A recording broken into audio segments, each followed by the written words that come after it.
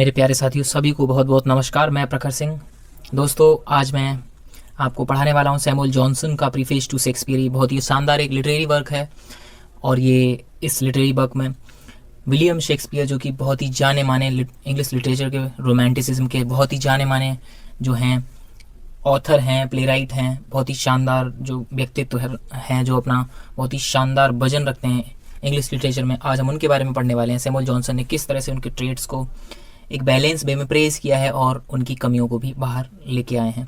तो दोस्तों, Samuel Johnson जो हैं एक क्रिटिक हैं। तो चलिए बिना देरी किए शुरू करते हैं वीडियो को। तो दोस्तों, सबसे पहले बात कर लेते हैं सैमुअल जॉनसन के बारे में। सैमुअल जॉनसन जो है, उनका जन्म 18 सितंबर 1709 में लिचफील्ड में हुआ था, इंग्लैंड में।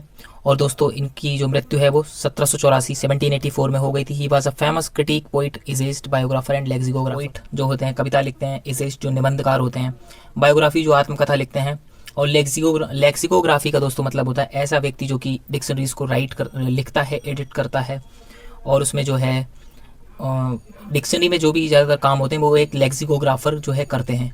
तो 18th सेंचुरी के ये उस टाइम के जो है जाने माने व्यक्तित्व इन कामों में थे। तो दोस्तों, his most important works include a dictionary of English language. जैसे कि हमने अभी कहा, ये एक लेक्सिकोग्राफर थे, तो उनका मोस्ट इंपॉर्टेंट जो वर्क था वो dictionary of the English language, ये 1755 में पब्लिश हुआ था। प्रीफेस टू शेक्सपियर, ये जो जिसके बारे में हम पढ़ रहे हैं, ये भी 1765 में पब्लिश हुआ है। The Rambler and lives of poets, ये इनके कुछ इंपॉर्टेंट वर्क्स हैं। इनको आप कोट भी कर सकते हैं जब हम इंट्रो लिखेंगे एग्जाम में, उसमें काफ़ी अच्छे मार्क्स ही दिलाने में काफ़ी अहम भूमिका निभाता है। दोस्तों, Johnson is called the father of modern English criticism.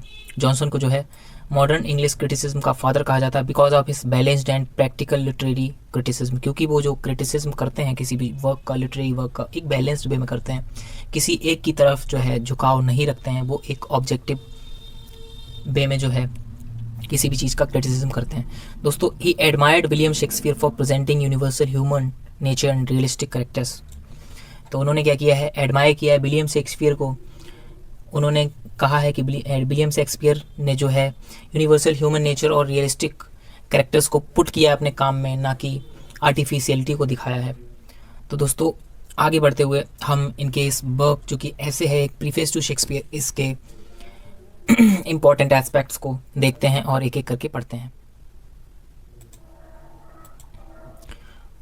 तो दोस्तों, जो पोइट का नेचर है, हम पोइट के नेचर के बारे में बात करते हैं। सैमुअल जॉनसन कहते हैं कि विलियम शेक्सपियर ने जो है अपने वर्क में यूनिवर्सल अपील को जगह दी है। Shakespeare's stories doesn't just seek to 16th century London, they describe feelings and struggles that anyone anywhere can understand। मतलब कि उन्होंने ये नहीं कि सिर्फ लंदन के लोगों की लाइफ को दिखाया है अपने कामों में, बल्कि शेक्सपियर ने जो है यूनिवर्सल फीलिंग्स को, ह्यूमन यूनिवर्सल इमोशंस को जो है अपने काम में जो है दिखाया है, ताकि वो पूरा वर्ल्ड जो है उनके काम से रिलेट कर सके, खुद को वहाँ पर रख के, जिसे कहते हैं ना सेल्फ आइज़ के थ्रू देख सके, उस चीज़ को समझ सके। तो वो उनका वर्क जो था वो यूनिवर्सल अपील की ट्रेट रखता है। दोस्तों, इसके बाद सैमुअल जॉनसन ने अपने एसे में कहा है कि मिरर ऑफ द नेचर, जो विलियम शेक्सपियर का जो वर्क है वो एक तरह से प्रकृति को के मिरर के जैसा है। He doesn't paint crazy unrealistic fantasies, he presents real life and human nature exactly as they are. वो कहते हैं कि सैमुअल जॉनसन कहते हैं कि उन्होंने सिर्फ पागलपन में या फिर अनरियलिस्टिक फैंटेसीज, मतलब कि दिखावे में इन चीज़ों को नहीं अपने काम में शामिल किया, बल्कि उन्होंने प्रेजेंट किया है रियल लाइफ को, क्या रियल लाइफ है उसको प्रेजेंट किया है। ह्यूमन नेचर जो है एग्जैक्टली उसको उसी तरह से रखा है, ह्यूमन फीलिंग्स को, ह्यूमन इमोशंस को उसी तरह से दिखाया है।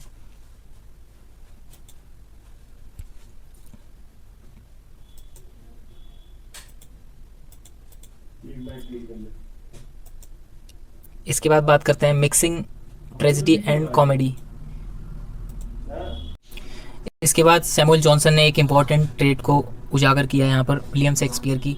वो कहते हैं कि उनका काम जो है मिक्सिंग ट्रेजेडी एंड कॉमेडी की ट्रेड जो है दिखाता है। वो कहते हैं द ओल्ड रूल्स वर्स्टेड, जो पुराने रूल्स थे, old school critics argued that tragedies and comedies must stay completely separate. Johnson defends Shakespeare's for mixing them together. मतलब कि जो ओल्ड स्कूल था, जो ओल्ड स्कूल के जो ऑथर्स राइटर्स थे इंग्लिश लिटरेचर में, वो जो उनका कहना था कि कॉमेडी, ट्रेजेडी, ये दोनों चीज़ें जो हैं लिटरेचर में सेपरेटली रहनी चाहिए पूरी तरह से। लेकिन जॉनसन विलियम शेक्सपियर की इन ट्रेड्स को डिफेंड करते हुए कहते हैं कि शेक्सपियर ने जो है इन दोनों चीज़ों को मिक्स करके एक नई चीज़ को जन्म दिया है, एक नए फैंटेसी को जन्म दिया है। इसके बाद वो कहते हैं वाई मिक्सिंग इज़ बेटर। वो अपना आर्गूमेंट देते हैं कि मिक्सिंग क्यों बेटर है, मतलब कि कॉमेडी और ट्रेजिडीज को मिक्स करना क्यों बेटर है। Real life is never just happy और just sad, it is a mixture of both. By combining laughs and tears Shakespeare's plays resemble actual human experience. वो कहते हैं कि रियल लाइफ जो है वो कभी केवल खुश और केवल दुख भरी नहीं रह सकती है। वो कहते हैं कि मिक्सचर ऑफ बोथ, जहाँ पे खुशी और प्रसन्नता दोनों बैलेंस वे में चलती हैं, उनको कंबाइन करके जो हंसी है और आंसू को कंबाइन करके जो है शेक्सपियर के जो प्लेज हैं, जो उनका वर्क है, लिटरेचर का वर्क है, वो एक्चुअल ह्यूमन एक्सपीरियंस का रिजेम्बलेंस है। एक तरह से एक्चुअल ह्यूमन जो इमोशंस हैं उनका जो है इमिटेशन है। इसी चीज़ को विलियम शेक्सपियर ने जो है ग्लोरीफाई करके अपने काम में उसको जो है दिखाया है। तो दोस्तों इसके बाद आगे चलते हैं। आगे सैमुअल जॉनसन कहते हैं कि characters who feel real unlike other writers of his era Shakespeare doesn't create extreme monsters और परफेक्ट हीरोज। वो कहते हैं कि जो उस टाइम के उस एरा के जो अदर राइटर्स थे वो जो है एक्सट्रीम, बहुत ही ज़्यादा एक्सट्रीम हीरोज़ को दिखाते थे, एक्सट्रीम मोनस्टर्स को दिखाते थे, लेकिन शेक्सपियर ने ऐसा नहीं किया। उन्होंने जो है कॉमन पीपल के बारे में लिखा है, सामान्य जनमानस के बारे में लिखा है अपने काम में। सामान्य जनमानस से जो रिलेटेड कैरेक्टर्स हैं उनको शामिल किया। A distinct species his characters speak and act according to how actual humans behave. वो कहते हैं कि एक डिस्टिंक्ट स्पीसीज जो है उनके काम में दिखती है, उनके जो कैरेक्टर्स हैं वो वही बोलते हैं और वही एक्ट उसी अकॉर्डिंग एक्ट करते हैं जिस तरह से एक्चुअल ह्यूमंस जो हैं वो अपने ट्रेड्स को शो करते हैं।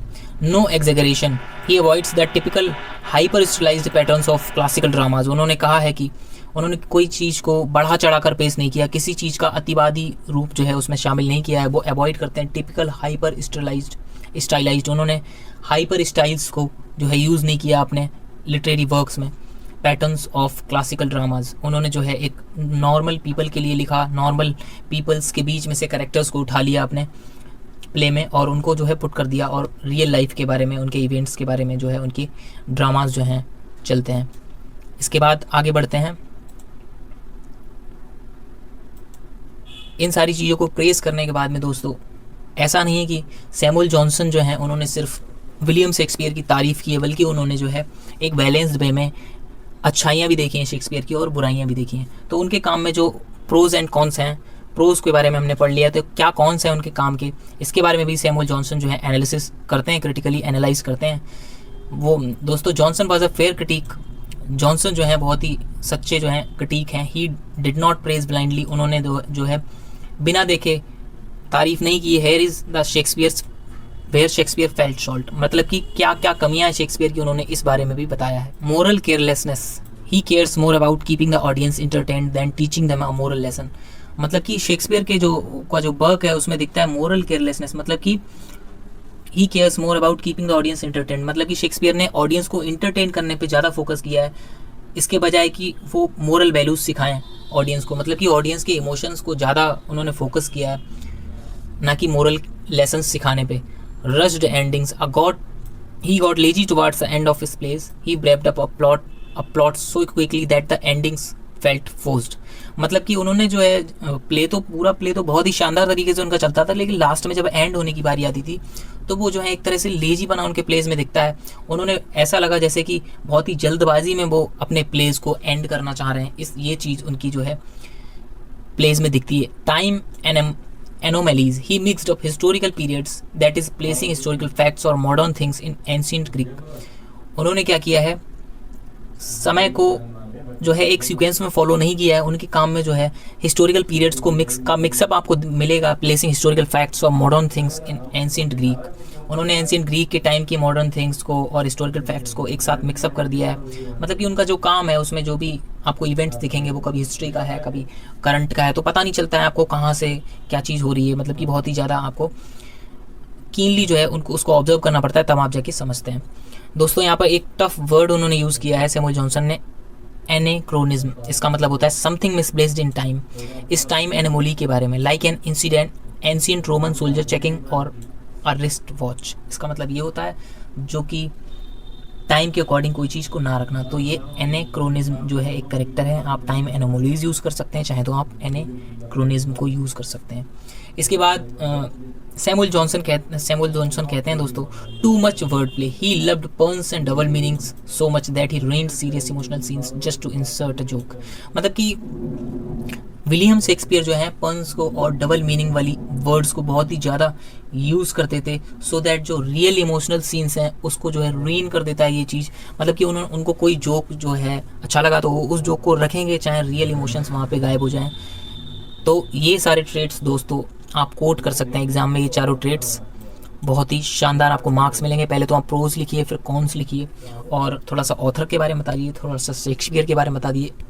आप बहुत ही शानदार मार्क्स लेने वाले हैं दोस्तों एग्ज़ाम में। और इस चीज़ के लिए माफ़ी चाहूँगा, जो पहला पॉइंट है इसमें थोड़ा सा ब्लरीनेस हो गया है, एक कोई टेक्निकल ग्लिच आ गया है, बट मैंने आपको पढ़ के बता दिया है। वहाँ पर क्या लिखा है एक बार मैं फिर से बता देता हूँ, मोरल केयरलेसनेस। इसमें लिखा he cares more about keeping the audience entertained than teaching them a moral lesson. आप समझ गए होंगे।